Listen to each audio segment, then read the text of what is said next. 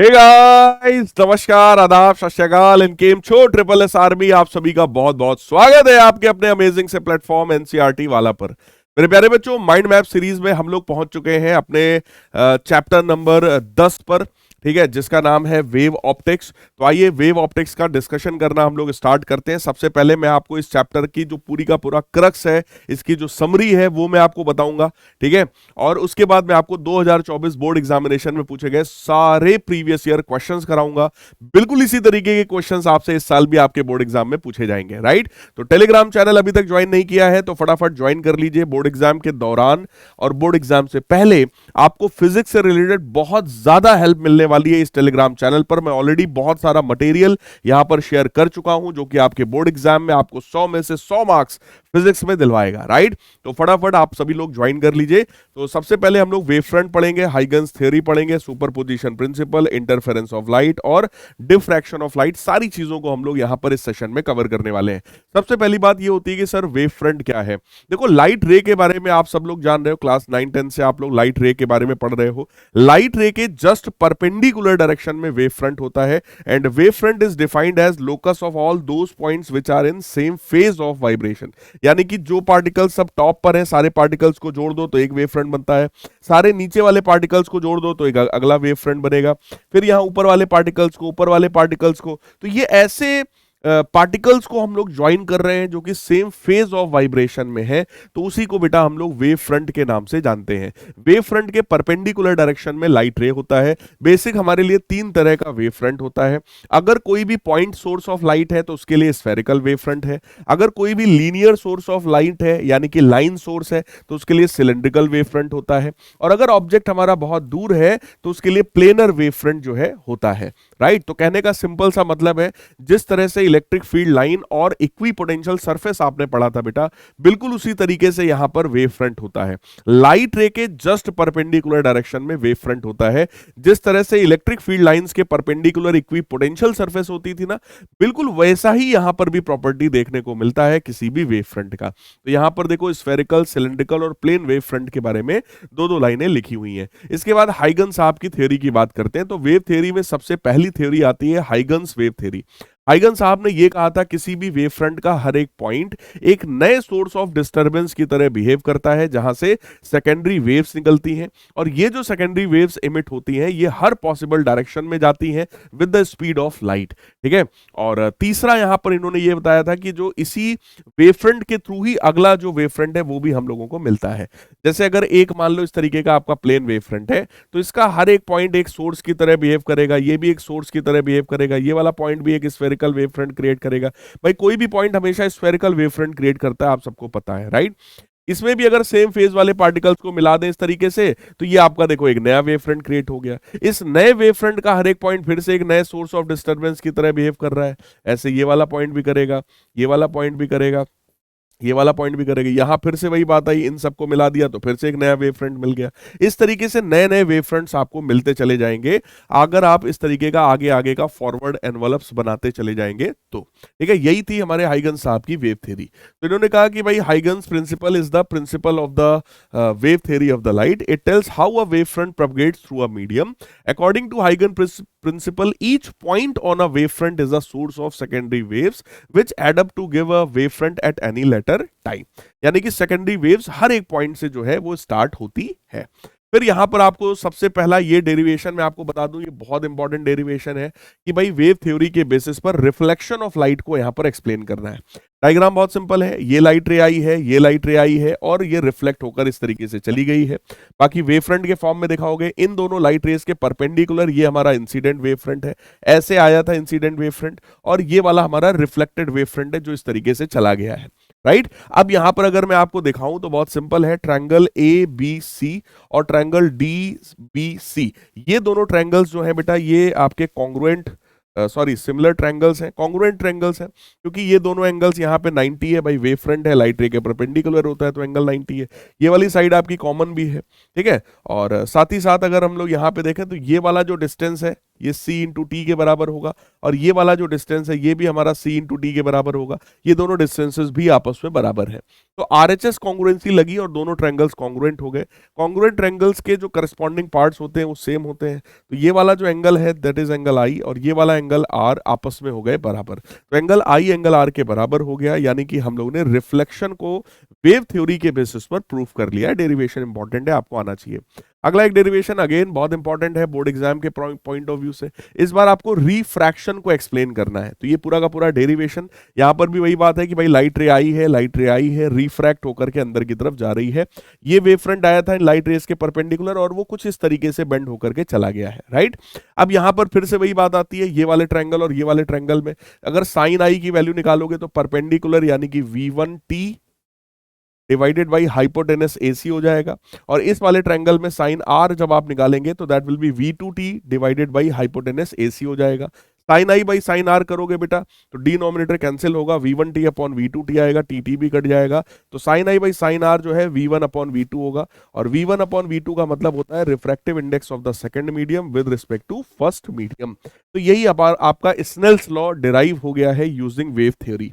तो wave theory के basis पर आपको रिफ्लेक्शन और रिफ्रैक्शन इनमें से किसी का भी डेरिवेशन पूछा जा सकता है, और वहां पर आपको इसी तरीके से एक्सप्लेन करके बताना होगा, राइट। अब आ जाइए आगे बढ़ते हैं और प्रिंसिपल ऑफ सुपरपोजिशन की तरफ बढ़ते हैं। प्रिंसिपल ऑफ सुपरपोजिशन कहता है बेटा अगर एक साथ किसी मीडियम में दो या दो से ज्यादा वेव्स ट्रेवल कर रही हैं तो किसी भी एक पार्टिकल का जो रिजल्टेंट डिस्प्लेसमेंट होता है that is equal to the sum of individual displacements due to each wave, यानी कि y जो होगा वो y1 plus y2 plus y3 and so on. Class 11 से आप ये पढ़ते चले आ रहे हो, इसी को प्रिंसिपल ऑफ सुपरपोजिशन कहा जाता है। बात आई सर इंटरफेरेंस ऑफ लाइट क्या होता है। जब दो ऐसी लाइट वेव्स जिनका फ्रीक्वेंसी सेम है और उनके बीच का फेज डिफरेंस जीरो या कांस्टेंट के बराबर हो, ऐसी लाइट वेव जब सुपरपोज करती हैं बेटा तो वहां पर इंटरफेरेंस होता है, और इंटरफेरेंस में उस जगह की इंटेंसिटी या तो मैक्सिमम होगी अगर कंस्ट्रक्टिव इंटरफेरेंस हो रहा है, या तो उस जगह पर इंटेंसिटी मिनिमम हो जाएगी अगर वहां पर डिस्ट्रक्टिव इंटरफेरेंस हो रहा होगा। तो यही पॉइंट यहां पे लिखा है, it is the phenomena of redistribution of intensity of light on account of superposition of the light waves coming from the two coherent sources. ठीक है, अगर कंस्ट्रक्टिव हो रहा है तो इंटेंसिटी मैक्सिमम होगा, डिस्ट्रक्टिव हो रहा है तो वही इंटेंसिटी आपका मिनिमम हो जाएगा।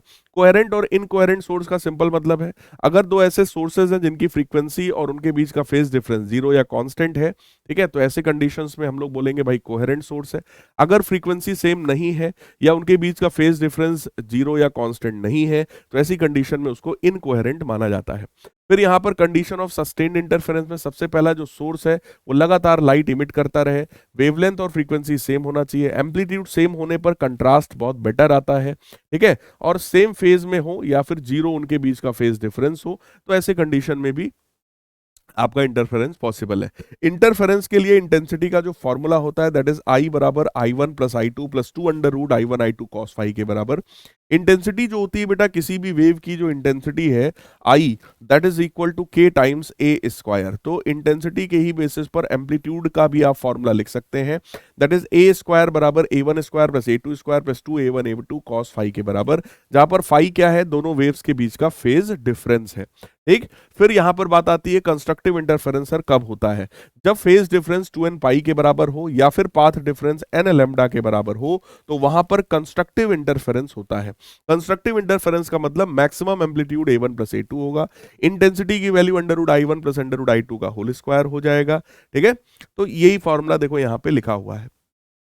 फिर मिनिमा की बात कर रहे हैं, अगर फेज डिफरेंस आपका ऑड मल्टीपल ऑफ पाई हो जाए या फिर पाथ डिफरेंस आपका odd multiple of lambda by 2 हो जाए, तो ऐसी कंडीशंस में वहां पे डिस्ट्रक्टिव इंटरफेरेंस होता है, यानी कि मिनिमा फॉर्म होता है। और मिनिमा का मतलब एम्पलीट्यूड A1 माइनस A2 हो जाएगा, और मिनिमम इंटेंसिटी का formula under root I1 minus under root I2 का होल स्क्वायर होता है। टू दी पॉइंट फॉर्मूला हम लोग यहाँ पर अप्लाई करते हैं, राइट। फिर बात आई कंडीशन ऑफ, ये तो मैं आपको एक्सप्लेन कर ही चुका हूँ ऑलरेडी। फ्रिंज विड्थ की बात करें तो फ्रिंज विड्थ का फॉर्मूला होता है D lambda by small D के बराबर। फ्रिंज विड्थ जो है बेटा वो आपका वेवलेंथ पर डिपेंड करता है, तो अगर कभी भी पूरा का पूरा एपरेटस किसी ऐसे लिक्विड में डाला जाए जिसका रिफ्रैक्टिव इंडेक्स म्यू के बराबर है, तो फ्रिंज विड्थ जो है वो म्यू टाइम्स डिक्रीज हो जाता है, क्योंकि वेवलेंथ वहां पर म्यू टाइम्स डिक्रीज हो जाता है, राइट। तो यहां से आपको फ्रिंज विड्थ मिल जाएगा। फिर मैक्सिमम इंटेंसिटी और मिनिमम इंटेंसिटी का रेशियो कई बार जो है पूछ लेते हैं, सो that is A1 plus A2 upon A1 minus A2 का होल स्क्वायर। या फिर इंटेंसिटी का जो रेशियो है वो उस विथ, मतलब उस स्लिट के विथ पर भी डिपेंडेंट है। जितना ज्यादा स्लिट का जो विथ है वो ज्यादा होगा, इंटेंसिटी ऑफ लाइट उतनी ही ज्यादा होगी, उतनी ही ज्यादा अमाउंट ऑफ लाइट यहाँ पर एंटर कर पाएगा। तो I1 अपॉन I2 विथ के रेशियो के बराबर है W1 अपॉन W2, और इंटेंसिटी एम्पलीट्यूड स्क्वायर के भी बराबर होता है। So that is equal to A1 square upon A2 square. Next है बेटा position of the bright and dark fringe. देखो ब्राइट फ्रिंज के लिए पाथ डिफरेंस एन लैम्डा के बराबर होना चाहिए। यहां पर पाथ डिफरेंस हम लोग पढ़ चुके हैं, that is your x D upon capital D, right. तो उसी के बेसिस पर ये वैल्यू निकल करके आती है, that is position of the bright fringe n d lambda upon d, जहां पे एन की वैल्यू 1 से शुरू हो रही है, 1 2 3 4, ठीक है। एंगुलर फ्रिंज विड्थ चाहिए, तो एंगुलर पोजीशन अगर चाहिए तो आप कैपिटल डी से डिवाइड कर दीजिएगा, तो n lambda upon small d आएगा, ठीक है। फिर यहाँ पर डार्क फ्रिंज की बात कर रहे हैं। डार्क के केस में 2n minus 1 D lambda upon 2d या 2n plus 1 D lambda upon 2d। अगर बेटा प्लस लगाया है तो n की जो वैल्यू है वो 0 से शुरू होगी, 0 1 2 एंड सो ऑन। और अगर यहाँ पर हमने माइनस लगाया है तो यही शुरुआत 1 से हो जाएगी, ये बात ध्यान रखिएगा, ठीक है। एंगुलर की बात करेंगे तो आप यहाँ से कैपिटल डी का टर्म हटा दो केवल, ठीक है। कैपिटल डी से डिवाइड कर दोगे तो एंगुलर वैल्यू निकल आएगी, और फ्रिंज विड्थ जो होता है वो D lambda by small D के बराबर होता है, ठीक। फिर अगली बात आती है, सर व्हाट इज द, अगर व्हाइट लाइट यूज कर लें तो सर क्या होगा। बेटा व्हाइट लाइट में बहुत सारे कलर्स होते हैं, इनफैक्ट 7 प्राइमरी कलर्स होते हैं व्हाइट लाइट में। अगर आप व्हाइट लाइट को यूज कर रहे हो तो ऐसी कंडीशन में जो सेंटर होता है ना, यानी कि जहां पर एक्स की वैल्यू 0 होती है, स्क्रीन के सेंटर पर आपको व्हाइट लाइट दिखाई पड़ेगी, व्हाइट स्पॉट दिखाई पड़ेगा, वो ब्राइट होगा आपका। और बाकी सारा जो मैक्सिमा मिनिमा है ना, उन सब में खिचड़ी पक जाएगी, यानी कि सब आपस में, किसी का कहीं पर मैक्सिमा है तो वहीं पे किसी का मिनिमा है, किसी और का मैक्सिमा है, इस तरीके का सीन हो जाएगा। तो ओवरऑल वो सब उसी में फेड हो जाएगा, मिक्सअप हो जाएगा। ये काम होता है जब भी आप व्हाइट लाइट को यूज करते हो, ठीक है। न्यूमेरिकल्स में कई बार बेटा इंटेंसिटी के बारे में कोई बात नहीं करते हैं, तो वहां पर आप मान लो कि इंटेंसिटी बराबर है, यानी कि I1 I2 के बराबर है, उसको I0 के बराबर मान लो, तो यही इंटेंसिटी तुम्हारी बन जाती है 4 I0 cos स्क्वायर 5/2 के बराबर, राइट। देखो यहां पर माइंड मैप का काम क्या है। माइंड मैप का काम है कि जब आप इन लेक्चर्स को एक बार अच्छे से देख करके आओगे, ठीक है, लेक्चर आपने अच्छे से अपना सिलेबस कंप्लीट कर लिया है, आपको ये चैप्टर 20-25 मिनट में रिवाइज करना है, उस समय ये माइंड मैप लेक्चर का काम आता है। माइंड मैप लेक्चर को वो समझ के मत देखना कि केवल ये देख लिया तो काम हो जाएगा। ये लेक्चर सिर्फ उसी को समझ में आ रहा होगा जो चैप्टर को एक बार ठीक से पढ़ के आया है और वो चैप्टर को क्विकली 20 मिनट के अंदर में रिवाइज करना चाहता है सारे कॉन्सेप्ट्स के साथ में, कि उससे कोई भी कॉन्सेप्ट स्किप ना हो और उसको बोर्ड एग्जाम के PYQs भी मिल जाए कि भाई बोर्ड में क्या पूछा जाता है। तो ये जो माइंड मैप लेक्चर्स है ना, ये सबसे ज्यादा तुम्हारे काम के तब होंगे जब आप, जैसे मान लो आपने विजेता बैच से चीजों को पढ़ लिया, ठीक है, विजेता बैच आप लोग का आने वाला है, आपने विजेता बैच से अपने सारे चैप्टर्स को पढ़ लिया है, अब एक चैप्टर आपने विजेता से कंप्लीट किया, अब आप उसका माइंड मैप जाकर देखो, आपको मजा आ जाएगा, गारंटी है, राइट। क्यों? क्योंकि आपने लेक्चर देख लिया, लेक्चर आपको बढ़िया से समझ में आया, अब आप माइंड मैप जाकर के देख रहे हो, तो आपका एक रिवीजन भी हो गया 1 घंटे के अंदर में और आपने PYQs भी सॉल्व कर लिए, ठीक है। ये तरीका होता है इस माइंड मैप को यूज करने का, ठीक है। फिर बात आती है सर डिफ्रैक्शन ऑफ लाइट क्या है। डिफ्रैक्शन का मतलब बेटा ये होता है कि जब भी लाइट सोर्स के सामने एक स्लिट रखी होती है तो लाइट रे, देखो ये तो स्ट्रेट जा रही है, इसमें तो कोई दिक्कत नहीं है, बट कई बार क्या होता है कॉर्नर से जब पास होती है तो यही लाइट रे हल्का सा बेंड होकर के आपके उस रीजन में भी चली जाती है जहां पर शैडो बनना था, यानी ज्योमेट्रिकल शैडो वाले रीजन में भी लाइट रे बेंड होकर चली जाती है। या सोर्स के सामने जब कोई ऑब्स्टिकल रख दोगे ना तो लाइट रे देखो ऊपर जा रही है, इधर भी जा रही है, लेकिन कई बार बेंड होकर शैडो वाले रीजन में भी चली जाती है। इस फेनोमेना को डिफ्रैक्शन कहा जाता है। That means bending of the light रे around the corners of the solid and entering the region of geometrical shadow is known as diffraction of light। तो इसका डेफिनेशन जो है ये आपको अच्छे से पता होना चाहिए। इसके बाद यहाँ पर सीधे सीधे देखो फॉर्मूला है सिंगल स्लिट डिफ्रैक्शन में, क्या कि जो पाथ डिफरेंस है a sin थीटा, अगर वो n+1/2 लैम्डा के बराबर है तो वहां पर बेटा आपका फॉर्म हो जाता है मैक्सिमा, सेकेंडरी मैक्सिमा। और मिनिमा की कंडीशन आपको मैं बताऊं तो a sin थीटा अगर n लैम्डा के बराबर है तो वहां पे मिनिमा फॉर्म होता है। यही a sin थीटा 2n+1 λ/2 के बराबर है तो वहां पर मैक्सिमा यानी सेकेंडरी मैक्सिमा फॉर्म होता है। देखो यहाँ डायग्राम में सिंपल है, सोर्स से लाइट निकलेगी, इस लेंस के फोकस पे सोर्स को रखा जाता है ताकि लाइट रे पैरेलल हो जाए, वेव फ्रंट जो है वो प्लेन वेव फ्रंट हो जाए। प्लेन वेव फ्रंट स्लिट पर आ रहा है, ठीक है, मेजॉरिटी लाइट रेस सीधे सीधे जाएगी और ओ पॉइंट पर कन्वर्ज होगी। मोर देन 95% लाइट बेटा ओ पॉइंट पर आएगी, तो उसको सेंट्रल ब्राइट कहा जाता है, ठीक। उसके बाद ये वो लाइट रेज हैं जिनका डिफ्रैक्शन हुआ और ये यहां कहीं पर जाकर के कन्वर्ज हो रही हैं, यानी कि उस वाले पी पॉइंट पर इनका क्या हो रहा है, इंटरफेरेंस हो रहा है।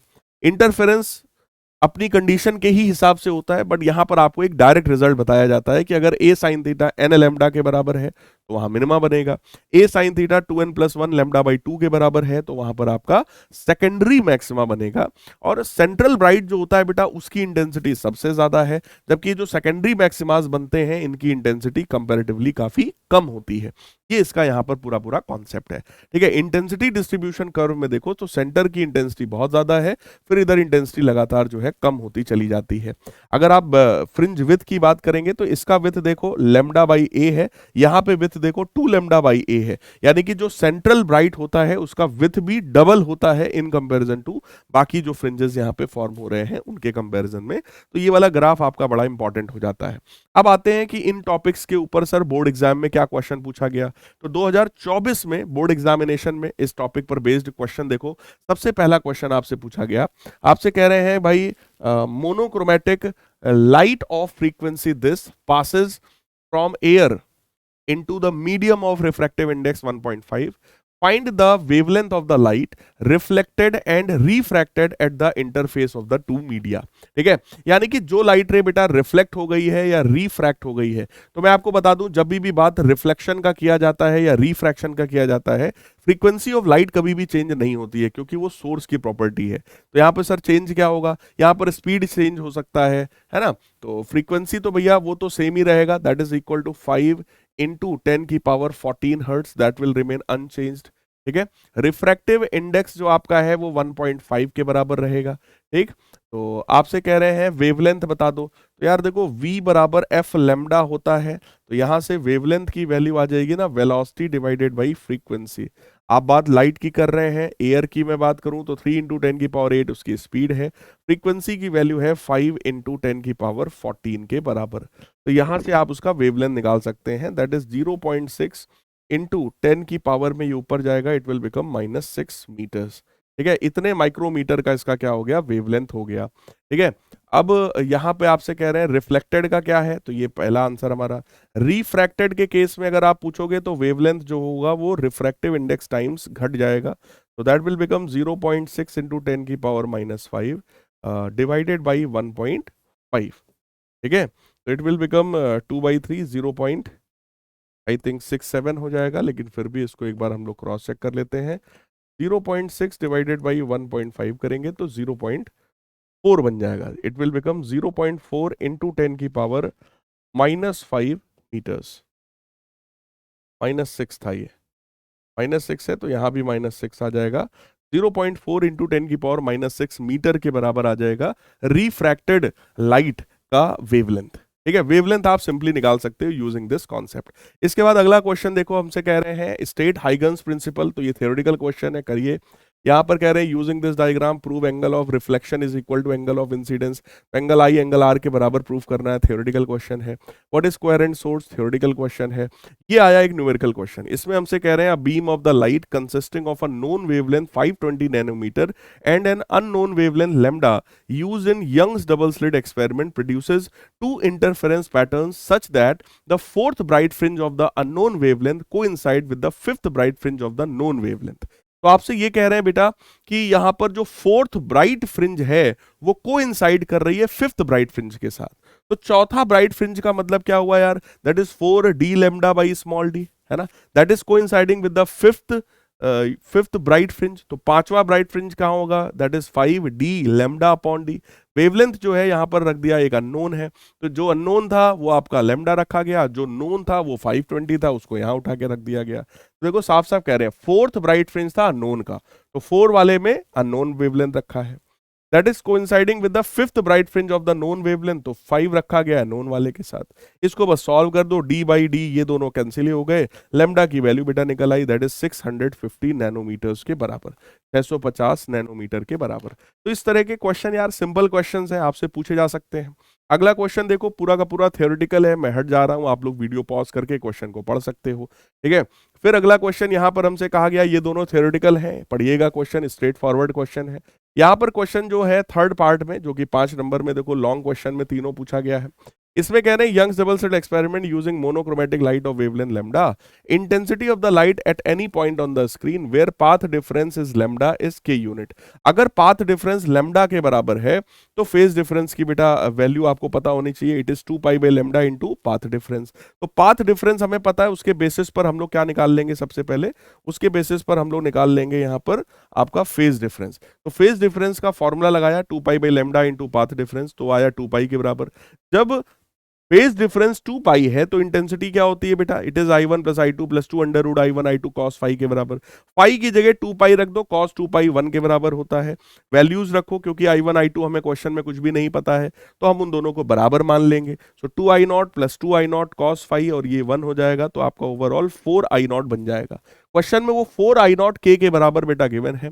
सेकंड केस में कह रहा है find the intensity of the light at point on the screen where path difference is lambda by 6।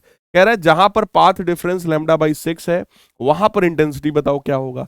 तो भैया पाथ डिफरेंस अगर लैम्डा बाई 6 है तो हम पहले क्या निकालेंगे, फेज डिफरेंस, जो कि होता है 2 pi by lambda into lambda by 6। तो ये वैल्यू हमारी निकल करके आ गई, it is pi by 3। Intensity की value 2I0 plus 2I0 cos pi by 3, value उसकी रखो 1/2 होती है, क्योंकि कॉस 60 1/2 है, तो ये 3I0 निकल आया। देखो 4I0 के बराबर था, तो 3I0 जो आपका है वो 3k/4 के बराबर निकल कर आ जाएगा। इस तरह का क्वेश्चन देखो पूछा गया है।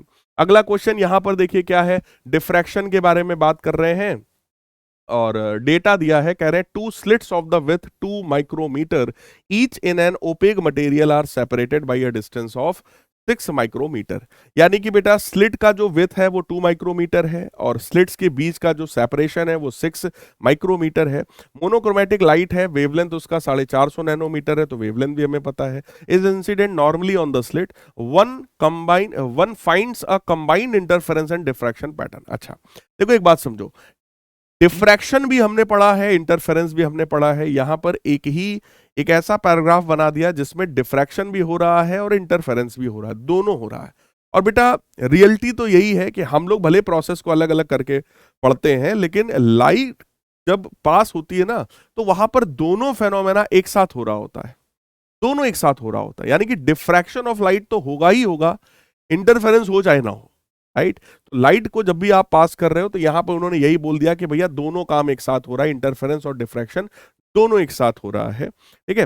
तो हमने सबसे पहले क्वेश्चन के हिसाब से पहले ये देख लिया कि भाई angular width of central maxima, central maxima जो डिफ्रैक्शन का होता है बेटा, उसकी विथ का फॉर्मूला क्या है, that is 2 lambda upon small a. Linear width पूछता तो 2 capital D lambda upon small a करते, बट यहां पर एंगुलर विथ की बात हमने किया, तो it is 2 lambda by A. Lambda की वैल्यू पता है, ए की वैल्यू पता है। बिल्कुल ऐसे ही बेटा अगर मैं एंगुलर विथ निकाल देता इंटरफेरेंस में, तो that is lambda by D, तो लैम्डा बाई डी करके हम लोग ने वैल्यू निकाल लिया। पता चला कि यार जो सेंट्रल मैक्सिमा है इसका जो एंगुलर विथ है वो काफी ज्यादा है, दैट इज 450 इंटू 10⁻⁻3, जबकि यहां पर जो विथ आ रहा है वो कितना है, वो केवल 75 है। इसका मतलब क्या रहा होगा बेटा कि डिफ्रैक्शन वाला ये जो पैटर्न है इसके अंदर इंटरफेरेंस वाले कई सारे इस तरीके के फ्रिंजेस फॉर्म हो रहे होंगे, बन रहे होंगे, ठीक है। अब हमसे क्वेश्चन में उसने यही कहा, कह रहा है the number of the peaks of interference fringe formed with in the central peak of the diffraction pattern will B. यानी कि ये जो डिफ्रैक्शन वाला ये जो पैटर्न है इसके अंदर इंटरफेरेंस के कितने पीक बन रहे हैं ये हमें बताना है। कैसे पता चलेगा यार, तुम ये निकाल लो ना कि इसकी कितनी चौड़ाई है और इंटरफेरेंस वाला कितनी चौड़ाई ले रहा है ना। तो हमने पता किया कि सर डिफ्रैक्शन वाले की जो थिकनेस है, एंगुलर थिकनेस है, वो इतनी है, इंटरफेरेंस वाले में सर थिकनेस इतनी है। तो बेटा सीधी सी बात है, अगर तुम इसको इससे डिवाइड कर दोगे तो आपको पता चल जाएगा कि एक डिफ्रैक्शन के फ्रिंज में आपके इंटरफेरेंस के कितने सारे फ्रिंजेस यहां पर फॉर्म हो रहे हैं, राइट। तो जैसे ही हमने डिवाइड किया भाई 450 डिवाइडेड बाई 75 होगा, 10⁻³ आपका कट ही जाएगा, तो वैल्यू निकल करके आई 6 के बराबर। यानी कि एक डिफ्रैक्शन फ्रिंज के अंदर 6 इंटरफेरेंस के फ्रिंजेस आपके फॉर्म हो रहे हैं। तो आंसर हमारा कितना हो गया, 6 के बराबर। बहुत प्यारा क्वेश्चन है, पूरा पैसेज है 5 नंबर का बेटा। या 4 नंबर का, सॉरी। यहां कह रहे हैं the number of the peaks of the interference formed if the slit with is doubled while keeping the distance between the slit same. Distance between the slit यानी स्मॉल डी की value same है बेटा, जबकि slit का with जिसको ए से represent करते हैं उसको डबल कर दिया। जैसे उसको डबल करोगे जो एंगुलर विथ होता है that is 2 lambda by A dash, वो आपका चेंज हो जाएगा, है ना। तो ऑब्वियस है अगर तुमने इसको डबल कर दिया है तो ये जो है आपका वो आधा हो जाएगा, एंगुलर विथ जो है वो हाफ हो जाएगा। यानी कि जो एंगुलर विथ पहले अभी 450 निकल कर आया था वो उसका जस्ट हाफ हो जाएगा। तो 450 बाई 2 करोगे और ये वाला टर्म सेम रहेगा, तो आंसर भी हमारा जस्ट हाफ होगा। यानी कि इस बार कितने पैटर्न्स बनेंगे? 3 बनेंगे, है ना।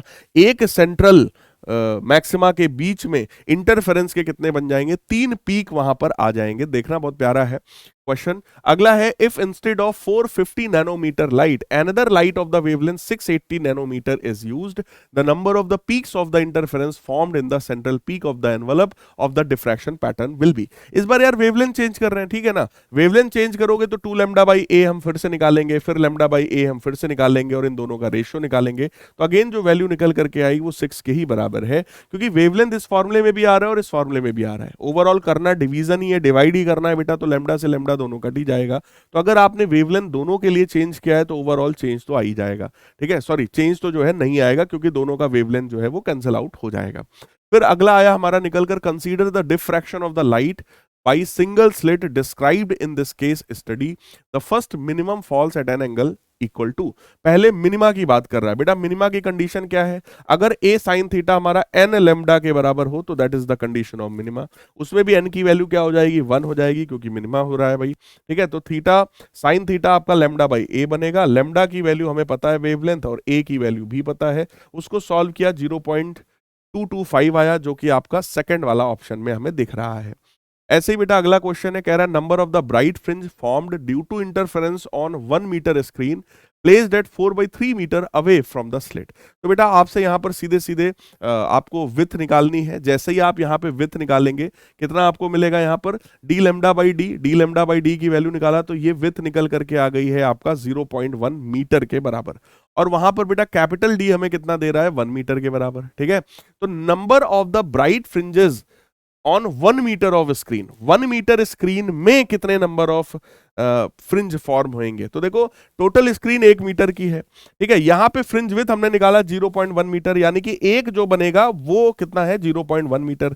तो ऐसे कितने यहां पे बन जाएंगे अगर 1 मीटर का है ये? तो ऑब्वियस है ऐसे 10 बन जाएंगे। तो यहां पर आंसर हमारा कितना हुआ? 10 के बराबर आंसर हमारा हो गया, ठीक है।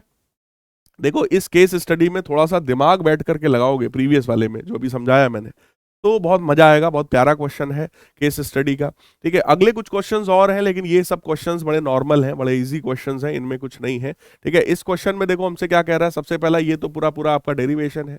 यंग्स डबल स्लिट एक्सपेरिमेंट में find the ratio of the intensity at the 2 point on the screen where waves emanating from the 2 slit reaches these point have path difference. यार देखो पाथ डिफरेंस अगर दिया है तो पहले फेज डिफरेंस लगाओ, फिर ये फॉर्मूला लगा दो। तो सेम पैटर्न पर क्वेश्चन बेटा हम लोग पहले ही अभी पीछे कर चुके हैं, ठीक है। पाथ डिफरेंस पता है तो फेज डिफरेंस निकालिए और इंटेंसिटी निकाल लीजिए, राइट। तो आप करिएगा। फिर यहाँ पे कह रहा है इंटरफेरेंस और डिफ्रैक्शन में कोई 2 डिफरेंस लिख दीजिए, ठीक है। यहाँ पर भी वही कह रहे हैं, सस्टेन्ड स्टेबल इंटरफेरेंस पैटर्न की प्रॉपर्टीज पूछ रहे हैं।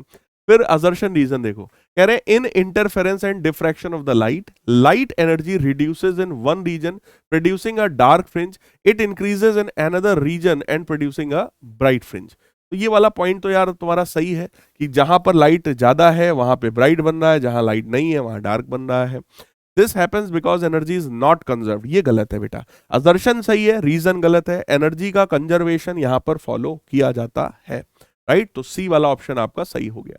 अगला है आपसे वेव फ्रंट और लाइट रे और हाइगन प्रिंसिपल पूछ रहे हैं, तो आप करिए इसको। यहाँ पर सीधा सीधा एक क्वेश्चन है, कह रहे हैं यंग्स डबल स्लिट एक्सपेरिमेंट में slit S1 and S2 are 3 mm apart, यानी उनके बीच का डिस्टेंस दे दिया, d दे दिया है। And screen is 1 meter away, यानी कैपिटल D भी पता है हमको।